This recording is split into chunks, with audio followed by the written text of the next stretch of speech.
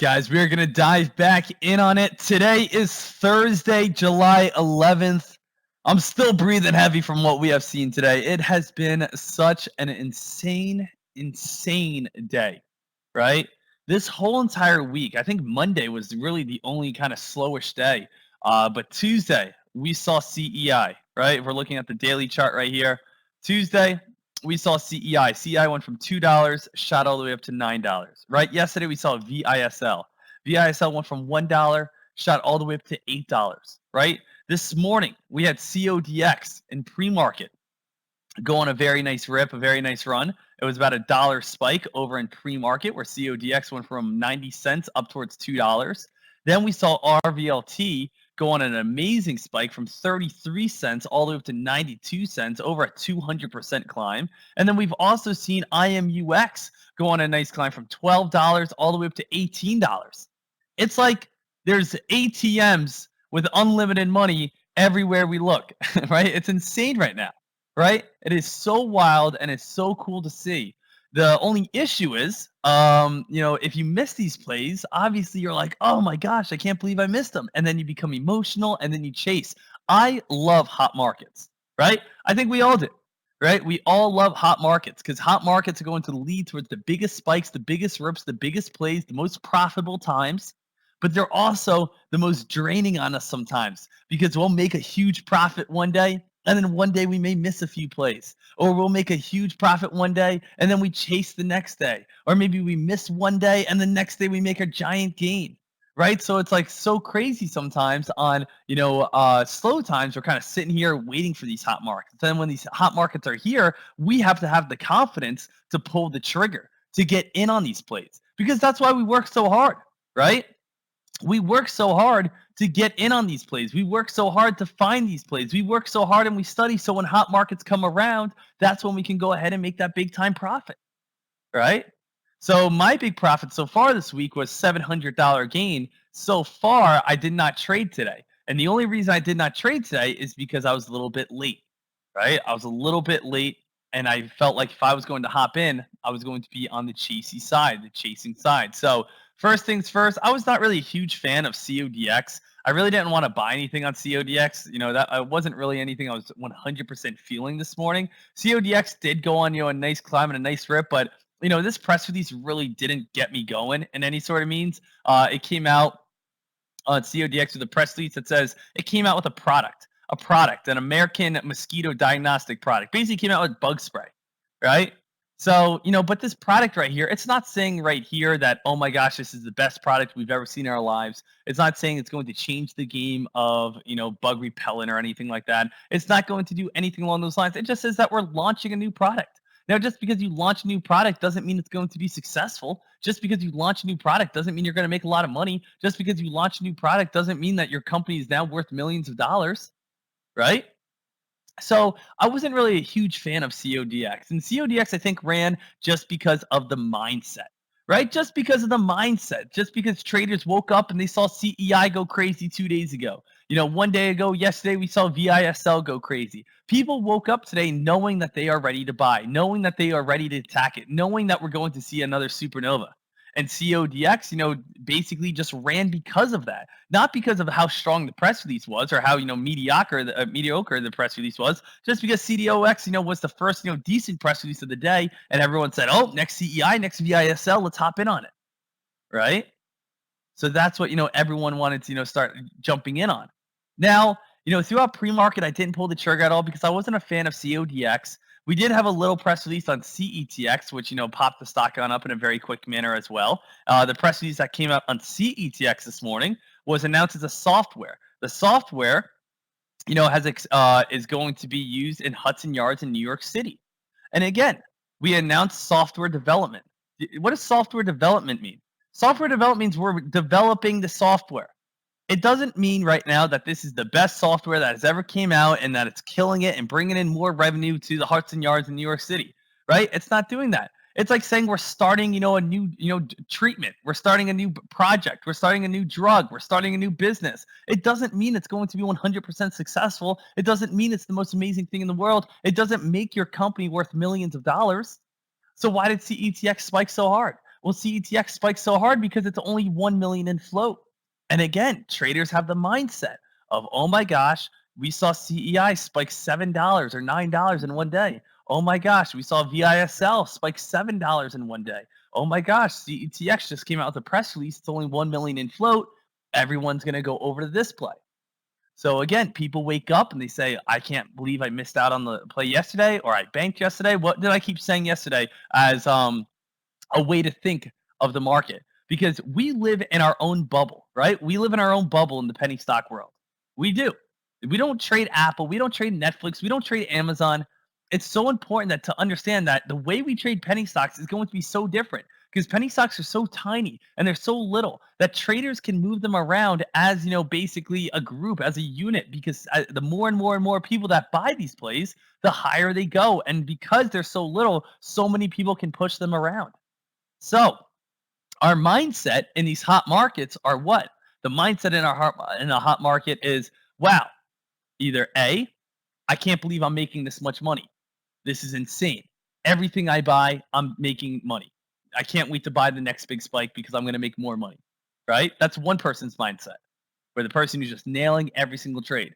The other person's mindset is, I can't believe I'm missing out on these trades. I haven't bought one trade yet, and I'm missing out on everything. Everyone's banking around me. Everyone's making money around me. Oh my gosh, I can't believe I'm missing out on this. I took one trade. I took a loss. How is this happening? I need to buy more. I need to get the next spike. I need to nail it. Right? So that's the second person's mindset. The third person would be like me, who understands that we have a ton of buyers from the people that says, "Oh my gosh, I'm going to keep banking. I nail every single thing I touch." We have a ton of buyers from the people who says, "Oh my gosh, I can't believe I'm missing everything. I need to buy in on a play already." Or me, who's saying, "All right, if both those parties are buying, well, it's a buyer's market, so now I'm going to be buying." Regardless what mindset you have, if it's mine, if it's the person that's missing everything, or if it's the person that's banking on everything, you're still leaning more towards buying than selling. You're not thinking about shorting really too much. You're not thinking about being hesitant. You're not really thinking about fear too much. You're thinking about where is that next supernova because everything is taking on off. And that's the mindset traders are having, right? So CETX went on a beautiful spike, but it didn't hold up very well because, again, the press release wasn't that amazing. So what did start taking on off? RVLT. RVLT, as I already gave multiple shout outs, got to give another shout out to Jason. He was the one who put it on our watch list in our chat this morning. So RVLT said, "Hey, Dek, check out RVLT's press release. Let me know if it's good." Now, RVLT, he told me that at around when the stock was at around 35 cents. And he saw a little bit of a U-shaped pattern coming. And I looked over at RVLT and I said to myself, all right, well, let's see what we got here. RVLT. We have RVLT is granted an extension to remain listed on the NASDAQ. Now, whenever you see these press releases, right? Whenever you see these press releases, you have to understand that the NASDAQ, to stay on the NASDAQ, you need to be above $1 in price. Okay, so you need to be able to stay above the minimum $1 bid requirement within a 180-day grace period. If you don't, get above, $1, you get put down to the OTC market, right? So as I said before, I compare this to baseball. Baseball, there's the Major League Baseball, which is the Yankees and the Mets and the Dodgers and all those other teams. And then underneath the major leagues, there is, AAA and AA and single A. And if you're not performing well, what happens? You get taken off the Mets and you go to the Mets, AAA team. If you're not doing good there, you go to the AA team, the single A team. And basically, as you go lower, it's not as important. You don't have as many fans. You don't, make as much money. So it's the same exact thing going into the stock market. The stock market has the OTC world. The OTC world's basically AAA or AA of baseball. Now, if you're a good company, if you're, can hold, at least $1 per share, you get to be on the NASDAQ, which is basically, being in the professional league. You're on the stock market with the big boys, right? RVLT got a notification that said, hey, you're underneath, $1 in price. You have, 180 days, to get above $1 in price, or we're kicking you off to the OTC world where people don't want to be.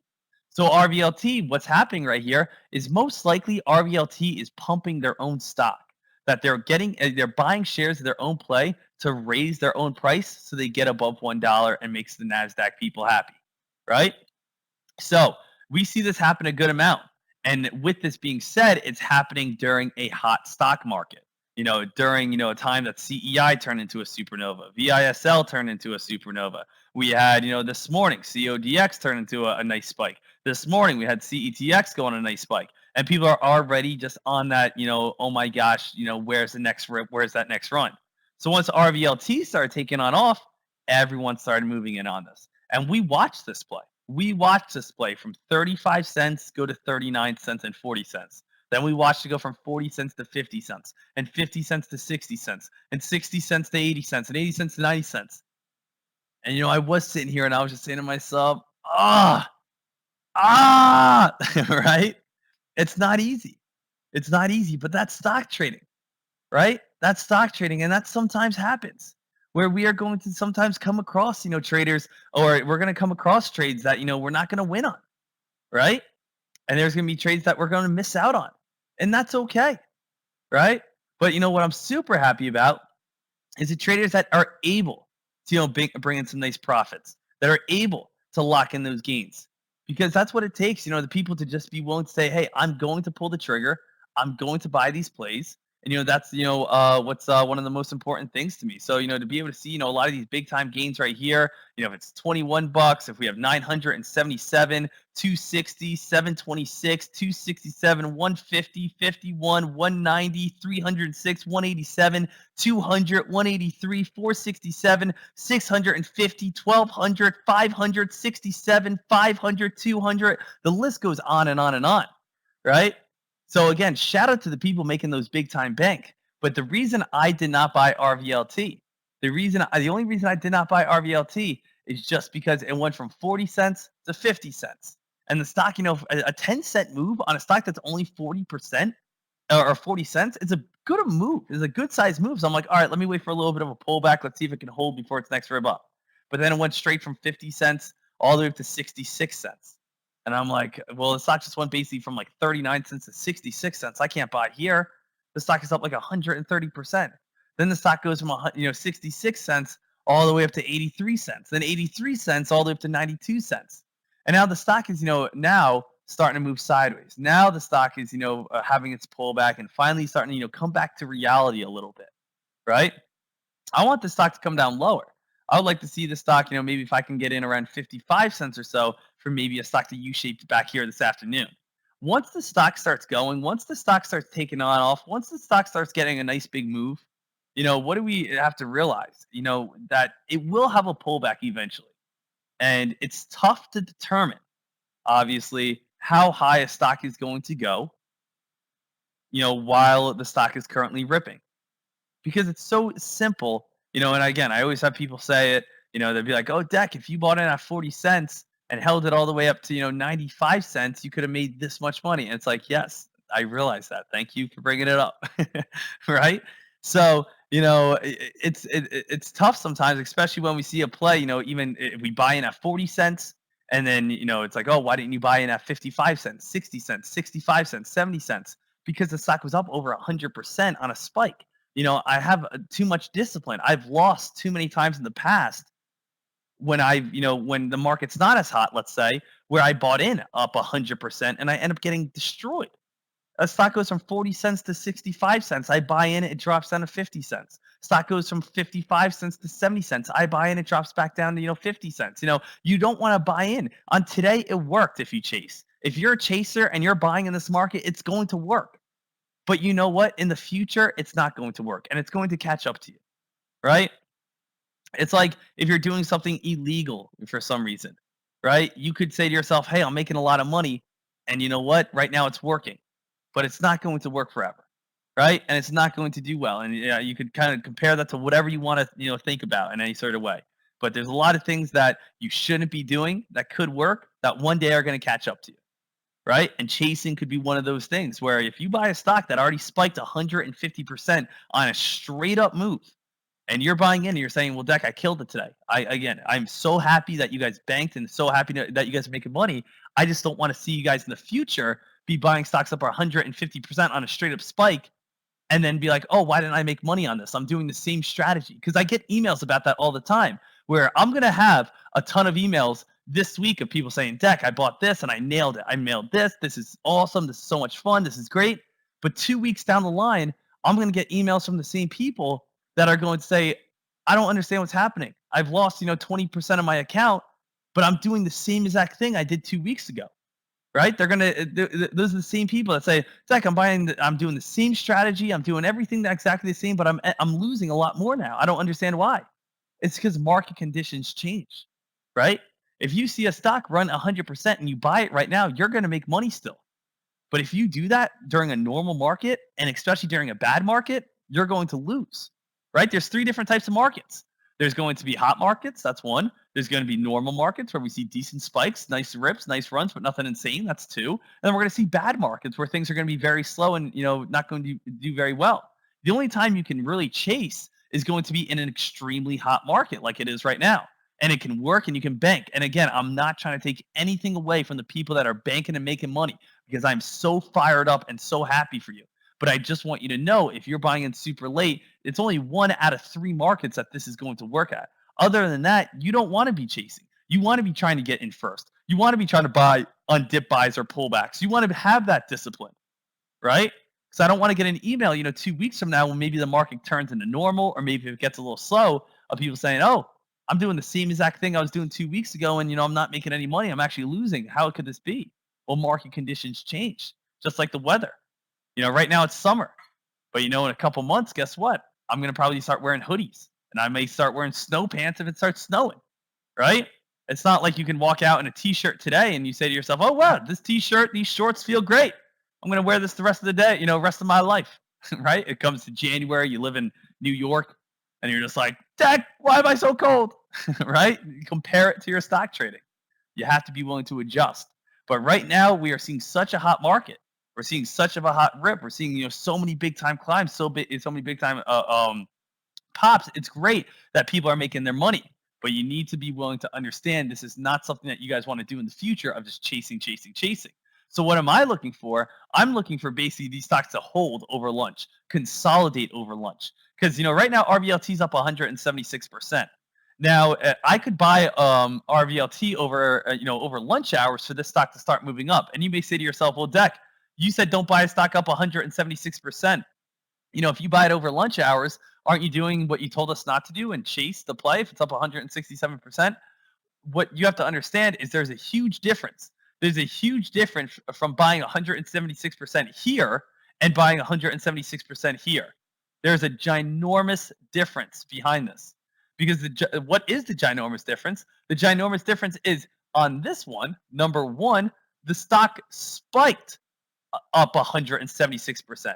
This spiked up 176%. And you know what? This is extremely buyer heavy, which means it could crash and dump on you at any moment.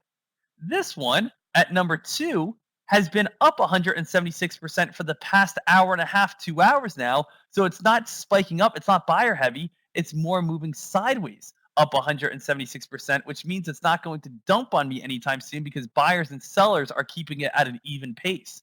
Right here, it's all buyers. This is all buyers. And that what happens, it's going to get all sellers, which is dumping on off right here.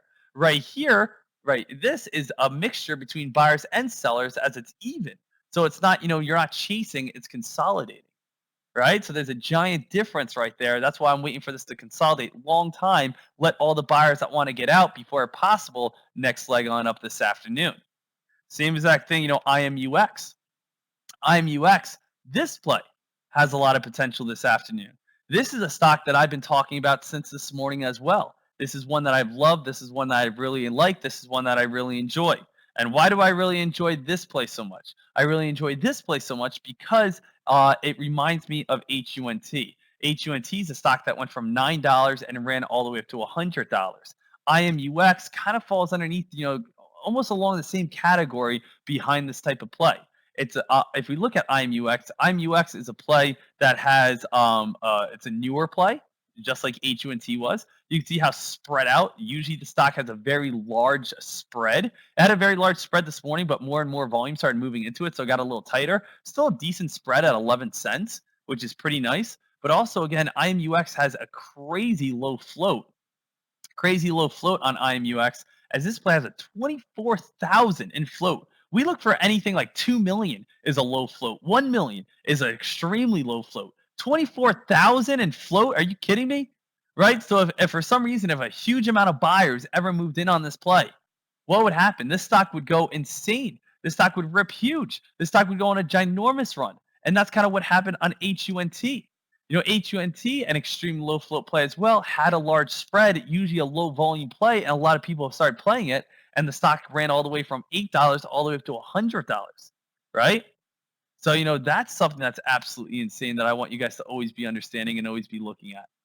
So, and so we were saying, well, Deck, is this just random that IMUX started spiking? IMUX had a price target change. Their price target was moved up from, I believe, $20 to $40. So a lot of people started moving in on that play as well today. Price target changes usually aren't something I want to get in on because they really don't mean anything to me. But IMUX just with its conditions, the hot market conditions, the low volume, the spread, the newer IPO play, the newer chart. That's why I wanted to look at it today, and I still want to look at this play because we also had what was that other stock today? What was that other stock today that came out with a price change? It was to $2. The stock was 90 cents. It was like NBVR, ABVR, something along those lines. That was this morning, and that stock, basically just shot up and came right back on down. Because as I say, guys, price, targets don't really mean anything in our eyes, right? Price targets don't really mean anything to us. Price target is just a goal that analysts, say, hey, this is the target of the company. That doesn't mean it's going to hit it. That doesn't mean it's going to happen, right? And I showed you guys some ridiculous examples. Sometimes you have some normal examples, but sometimes you have some normal examples. Like for instance, if we want to put, let's just put like LEDS, right? LEDS, we can see its 1 year target is $3, right? LEDS is currently at 281. Hey, that's perfectly acceptable. But if we want to put HMNY, the stock that's underneath a penny, it's underneath a penny. In 1 year, they hope to be like Amazon at $3,000 per share, right? So again, sometimes these targets don't mean anything because they're not going to ever happen. So that's why we have to be very, very careful, sometimes on these plays. Right, so we need to be very, very careful sometimes on these plays. And IMUX just kind of falls a little bit differently because of the spread, the float, the newer chart, and the market conditions that we fall into right now. But it's been an extremely hot and extremely active day. It's been so much fun. We've been seeing so many rips. We've been seeing so many runs. We've been seeing so many people make some nice big profits. And I'm so excited. I'm excited to see what comes up this afternoon because even though I didn't pull the trigger yet, I think we could definitely see some nice rips and runs this afternoon. What I'm really looking for is for lunch hours to kind of kill a lot of these plays, right? I'm looking for lunch hours to kill a lot of these plays, bring a lot of these plays on down. And then from there, looking for them to U-shape back on up. So maybe if RVLT can hold, RVLT can hold, this VWAP, hold 60 cents, maybe at around 130, look for a possible entry. Maybe if I see RVLT, IMUX start U-shaping back on up, maybe I could look for an entry over there on IMUX. That could be a potential area, right?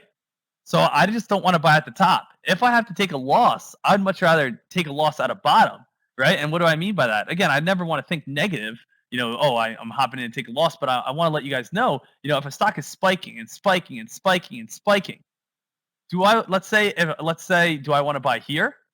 Do I want to buy here for the stock to possibly do what? Dump on me and for me to lose, let's say, $1,000, right? Minus $1,000 right here. Or do I want the stock to spike on up, dump all the way back down, and then maybe look for an entry right here, right? Maybe look for an entry right here at the bottom for the stock to come back on up and start making its next leg, maybe next on up, right? I don't want to be buying at the top for this to dump on down. And let's say worst case scenario, let's play devil's advocate here. Let's say the stock does start moving back on down, right? You buy here and the stock starts falling back on down here. It's not going to really do too much because it's already at the bottom, right? So right here, you may lose, before worst case scenario, you lose, let's say $1,000.